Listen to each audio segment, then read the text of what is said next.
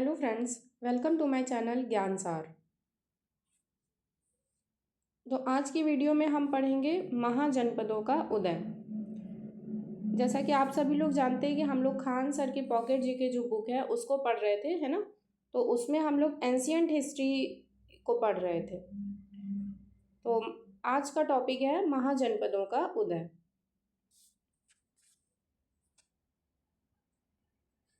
छठी शताब्दी ईसा पूर्व में पूर्वी उत्तर प्रदेश व पश्चिमी बिहार में लोहे का अधिकाधिक इस्तेमाल होने लगा। इसके अतिरिक्त उपज से व अन्य आर्थिक परिवर्तनों के कारण ऋग्वैदिक कपिलाई जन जीवन में दरार पड़ने लगी व क्षेत्रीय भावना के जागृत होने से नगरों का निर्माण होने लगा, जिससे महाजनपदों का उदय हुआ। इसे द्वितीय नगरीकरण युग कहा गया। यह गांगेय मैदान में विस्तृत था। बुद्ध के समय जन्म से पूर्व 16 महाजनपदों का जन्म हो चुका। इसका उल्लेख बौद्ध ग्रंथ के आगंतुर निकाय में व जैन ग्रंथ भगवती सूत्र में मिलता है।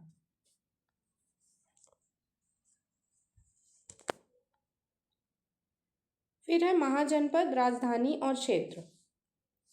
तो महाजनपद है अंग, इसकी राजधानी क्या है? चंपा, ठीक है। और इसका पुराना नाम है मालिना। क्षेत्र है भागलपुर, मुंगेर, चंपा नदी। फिर महाजनपद है मगध, सबसे शक्तिशाली था, ठीक। राजधानी है इसकी गिरिवर्ज, राजगृह या राजगीर। ये गंगा का दक्षिणी क्षेत्र। क्षेत्र है इसका पटना, गया, उत्तर में गंगा, पश्चिम में सोन, पूर्व में चंपा नदी। फिर है महाजनपद काशी। काशी की राजधानी क्या हुआ? वाराणसी, सर्वाधिक शक्तिशाली नगर। और क्षेत्र है इसका उत्तर प्रदेश, गंगा नदी। फिर है महाजनपद कौशल, साकेत एवं श्रावस्ती, नगर विन्यास अर्धचंद्राकार। क्षेत्र इसका पूर्वी उत्तर प्रदेश, गोमती, सर्पिका, सदा नीरा नदी। नेक्स्ट है महाजनपद वत्स। इसकी राजधानी हुई कौसाम्बी और क्षेत्र है इसका प्रयागराज, उत्तर प्रदेश, यमुना नदी। फिर है अवंती, राजधानी इसकी उज्जैनी और या फिर महिष्मती। इसका क्षेत्र है मालवा, मध्य प्रदेश, नर्मदा नदी। फिर है वज्जी, इसकी राजधानी वैशाली, मुजफ्फरपुर, गंगा नदी। मल्ल, कुशीनारा, पावा, इसकी राजधानी देवरिया एवं गोरखपुर। फिर है चेदी, शक्तिमती इसकी राजधानी और बुंदेलखंड, यमुना के दक्षिण केन नदी। फिर है कुरु, इसकी राजधानी इंद्रप्रस्थ, मेरठ तथा हरियाणा में यमुना नदी। फिर पांचाल, इसकी राजधानी कंपिल्य या अहिच्छत्र, पश्चिमी उत्तर प्रदेश। फिर शूरसेन, इसकी राजधानी मथुरा, मथुरा उत्तर प्रदेश, यमुना नदी। फिर गंधार, गंधार की राजधानी तक्षशिला, यह है पेशावर तथा कश्मीर, काबुल, स्वाब नदी, ठीक है। नेक्स्ट है कंबोज। इसकी राजधानी क्या है? इसकी राजधानी है राजपुर, हाटव। क्षेत्र है इसका उत्तर प्रदेश, सीमा प्रांत, हिंदू कुश पर्वत क्षेत्र। फिर है अस्मक, इसकी राजधानी पोतन या पोटली और क्षेत्र है इसका गोदावरी क्षेत्र। फिर मत्स्य, इसकी राजधानी विराटनगर, कोटपुतली, यमुना नदी के पश्चिम। वर्तमान उत्तर प्रदेश में प्राचीनतम 16 महाजनपदों में से 8 महाजनपद स्थित हैं। विश्व का पहला गणतंत्र वैशाली के लिच्छवियों द्वारा वैशाली में स्थापित किया गया। यौधेय गणतंत्र प्रारंभिक गणतंत्रों में शामिल नहीं था। बुद्ध के समय 10 गणतंत्र राज्य थे, जिसमें 8 वज्जी संघ के तथा 2 मल्ल के अंतर्गत थे। महाजनपदों के शासक अपने क्षेत्र के किसानों से भाग नामक कर एकत्र करते थे। यह उत्पादन का 1/6 हिस्सा कर के रूप में वसूला जाता था। तो ये जो इम्पोर्टेंट पॉइंट थे महाजनपद के वो हमने पढ़ लिए। अब आगे का जो नेक्स्ट टॉपिक है वो है जैन धर्म, ठीक है। तो हम लोग जैन धर्म शुरू करते हैं आज।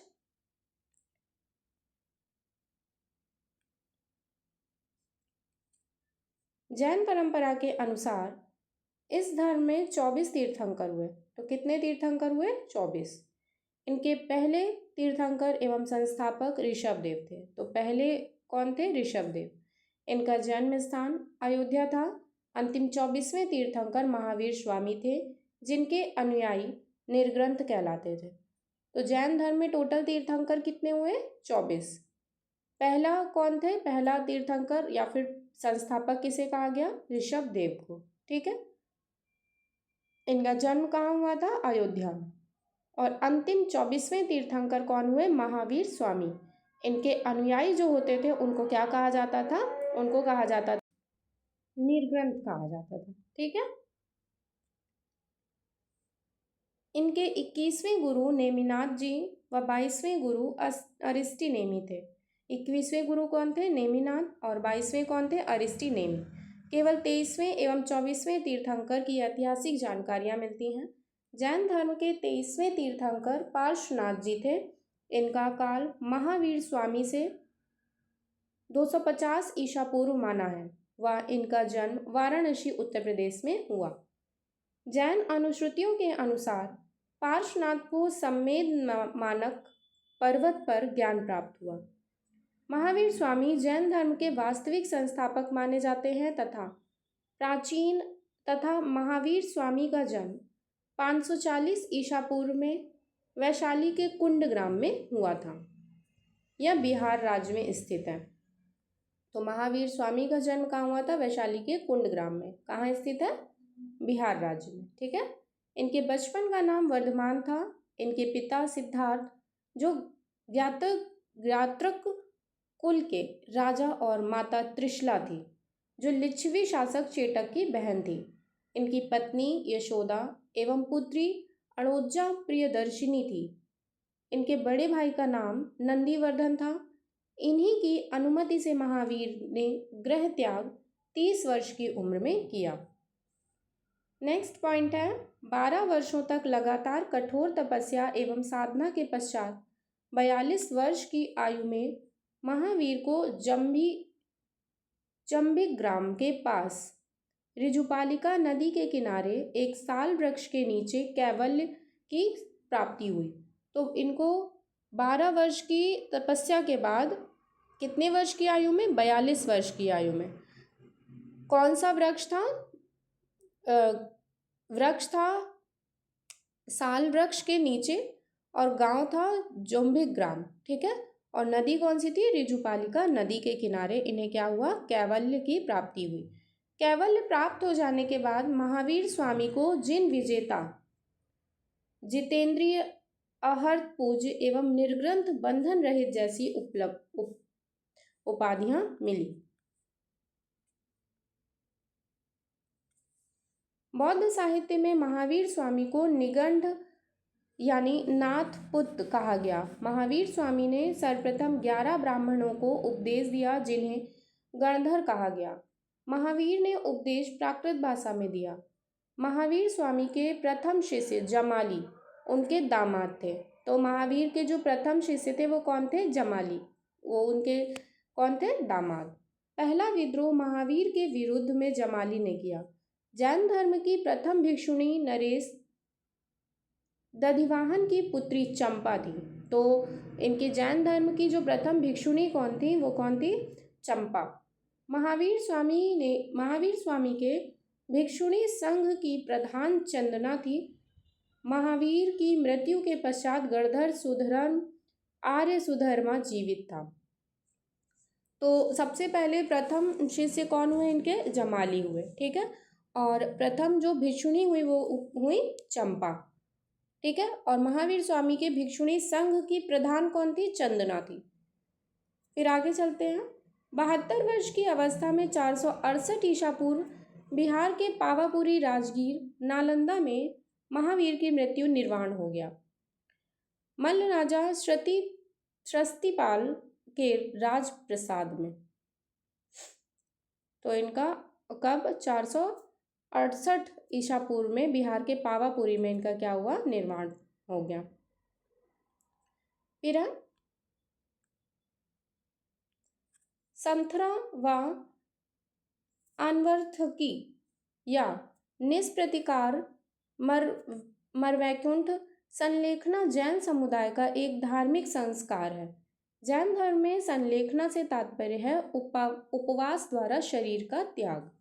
जैन धर्म में 5 प्रकार के ज्ञान को परिभाषित किया गया। सबसे पहला है मति यानी इंद्रिय जनित ज्ञान, फिर है श्रुति सुनकर होने वाला ज्ञान, अवधि दिव्य ज्ञान दूर देश का ज्ञान, मन या पर्याय किसी के मन की बात को जानने वाला, कैवल्य अंतिम एवं संपूर्ण ज्ञान। तो कितने प्रकार के ज्ञान बताए गए? 5 प्रकार के, है ना। वो कौन कौन से? एक तो हो गया मति, ठीक, फिर हो गया श्रुति, मति हो गया, श्रुति हो गया, फिर हो गया अवधि मन या फिर पर्याय, फिर कैवल्य। जैनियों ने अपने पवित्र ग्रंथों के लिए सामूहिक रूप से आगम शब्द का प्रयोग किया। इसके अंतर्गत 12 अंग, 12 उपांग, 6 छेद सूत्र, 4 मूल सूत्र, 10 प्रकीर्णक, 2 चूलिका सूत्र, नांदी सूत्र व अनुयोग द्वारा द्वार को शामिल किया है। ये अर्धमागधी भाषा में लिखे गए हैं। अंगों व उपांगों पर जो भाष्य लिखे गए हैं वे नियुक्ता, चूर्णी व टीका कहलाते हैं।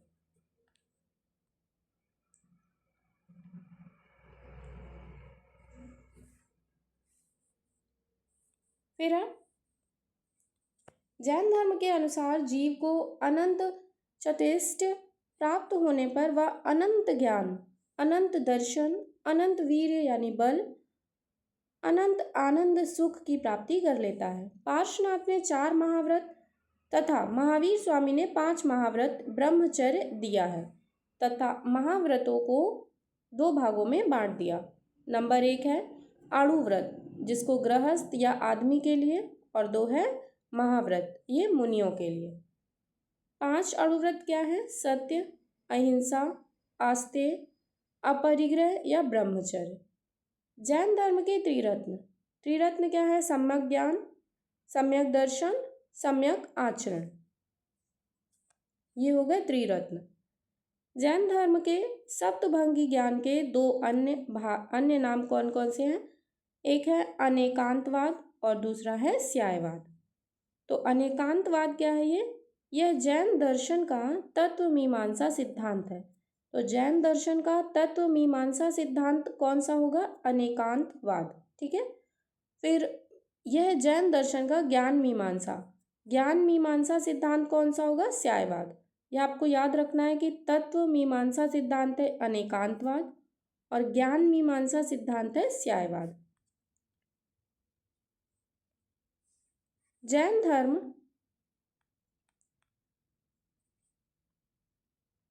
धर्म कर्मफल एवं पुनर्जन्म में विश्वास रखता है। जैन धर्म के अनुसार प्रत्येक वस्तु में आत्मा होती है। एक शरीर में एक से अधिक भी आत्माएं हो सकती हैं।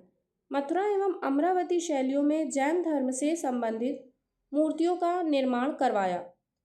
जैनों ने शिक्षा के केंद्रों को विकसित किया जिन्हें उपासरा कहा जाता है। वर्तमान रूप में उपलब्ध जैन धर्म की शिक्षाएं लगभग 1500 ईसा पूर्व गुजरात में वल्लभी नामक स्थान पर लिखी गई थी। जैन दर्शन शास्त्र में जिन का अर्थ विजेता, जिन का अर्थ क्या बताया गया है? विजेता। जैन धर्म का मूल स्तंभ अहिंसा है। जैन दर्शन के अनुसार सृष्टि की रचना तथा इसका पालन पोषण सार्वभौमिक विधान से हुआ। जैन धर्म के स्थानक वासी संप्रदाय का मानना है कि आत्मा बिना रूप, तो जैन धर्म का क्या मानना है कि आत्मा जो है वो बिना रूप है। किसी भी मूर्ति की पूजा नहीं करनी चाहिए। जैन धर्म के 14 पूर्वकालिक या प्राचीन ग्रंथों में तीर्थंकरों की मूल शिक्षाएं थी। ये शिक्षाएं अब समाप्त हो चुकी हैं। हेमचंद्र सूरी एवं कलिंग के शासक खारवेल जैन धर्म के अनुयायी थे। श्रवणबेलगोला गोमतेश्वर मंदिर में स्थित गोमतेश्वर प्रतिमा है। इस मंदिर का निर्माण 983 ईस्वी गंग वंश के मंत्री चामुंड राय ने किया। निर्माण के बाद एवं महामस्तकाभिषेक का आयोजन किया। यह प्रतिमा बाहुबली को समर्पित है। प्रभासगिरी उत्तर प्रदेश के कौशाम्बी में स्थित जैन धर्म के छठे तीर्थंकर पद्म प्रभु को समर्पित जैन मंदिर है। जैन धर्म अहिंसा को स्वीकार करता है और विश्व विनाशकारी प्रलय की अवधारणा हिंसा से संबंधित है। फिर है जैन परंपरा के अनुसार आत्मा केवल जंतु और पादप जीवन की संपदा नहीं है, बल्कि शिलाओं, प्रवाहित जलधाराओं और अन्य प्राकृतिक वस्तुओं की भी है, जिन्हें अन्य धार्मिक संप्रदाय जीवित नहीं मानते। जैन सिद्धांत के अनुसार प्रत्येक वस्तु, चाहे सूक्ष्मतम कण में, आत्मा का निवास होता है। अनेकांतवाद के अनुसार प्रत्येक प्राणी में अनेक अणु होते हैं। जैन सिद्धांत में कहा गया कर्म आत्मा का विनाशक है। जैन ग्रंथ आचार रांग सूत्र में कहा गया कि कर्म को विनष्ट करने का सुनिश्चित मार्ग क्या है? तपश्चर्या है। फिर है जैन संगीति। प्रथम संगीति कब हुई? 300 ईसा पूर्व में। कहाँ? पाटलिपुत्र में। और अध्यक्ष कौन थे? स्थूलभद्र या भद्रबाहु। द्वितीय संगीति 512 ईस्वी में हुई। स्थल है वल्लभी या गुजरात। और अध्यक्ष कौन थे? देवार्धी क्षमा श्रवण। प्रथम संगीति का आयोजन चंद्रगुप्त मौर्य के समय हुआ। तो प्रथम संगीति का आयोजन कब हुआ? चंद्रगुप्त मौर्य के समय, जिसमें मौर्य श्वेतांबर आगम का संपादन किया एवं जैन धर्म को शाखाओं में विभाजित हो गया। जैन धर्म 2 शाखाओं में विभाजित हो गया। कौन कौन सी 2 शाखा? दिगंबर और श्वेतांबर। दिगंबर क्या है? भद्रबाहु के अनुयायी रूढ़िवाद थे और वस्त्रों का त्याग किया। तो ये भद्रबाहु के कौन थे? अनुयायी थे दिगंबर, और ये वस्त्रों का त्याग इन्होंने कर दिया। फिर श्वेतांबर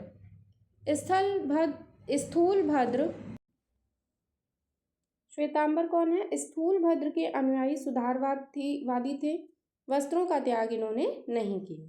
द्वितीय संगीति में आगम साहित्य का संकलन किया गया। दिगंबर एवं श्वेतांबर संप्रदाय के अलावा 5वीं से 14वीं शताब्दी के मध्य कर्नाटक में जैन धर्म के यापनीय संप्रदाय का उल्लेख मिलता है। नोट क्या है? दक्षिण भारत में जैन धर्म के प्रसार का श्रेय भद्रबाहु को दिया जाता है। फिर नेक्स्ट है जैन धर्म के 24 तीर्थंकर। ये देखिए एक बॉक्स बना हुआ है जिसमें जैन धर्म के कितने 24 सारे के सारे तीर्थंकर दिए गए है ना। तो इन सभी को आप खुद से पढ़ लीजिएगा। और आज की वीडियो यहीं समाप्त होती है। मिलेंगे नेक्स्ट वीडियो में। नेक्स्ट वीडियो में हम लोग बौद्ध धर्म पढ़ेंगे। और जिसने भी पुरानी वीडियोस नहीं देखी हैं वो चैनल पे विज़िट करके एक प्लेलिस्ट बना दी गई है, उसमें आप सारे वीडियो आपको मिल जाएंगे एक ही जगह पे। ठीक है, तो मिलते हैं फिर नेक्स्ट वीडियो में। वीडियो पसंद आई हो तो प्लीज़ वीडियो को लाइक, चैनल को सब्सक्राइब ज़रूर करें। Thank you.